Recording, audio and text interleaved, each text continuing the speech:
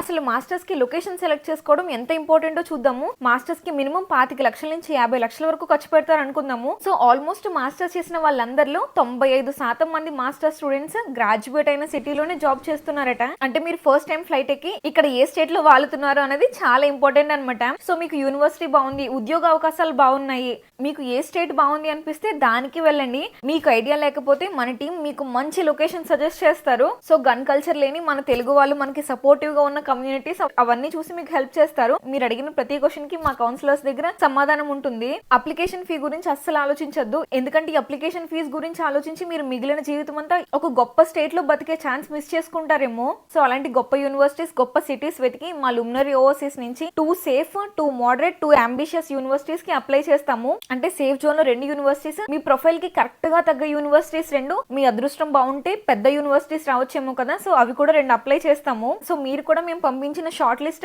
Okay అన్నాకనే universities కి apply చేయడం start చేస్తాము. సో ఇంకా లేట్ చేయకుండా వెంటనే ఈ నంబర్స్ కి కాల్ చేసి మాట్లాడండి.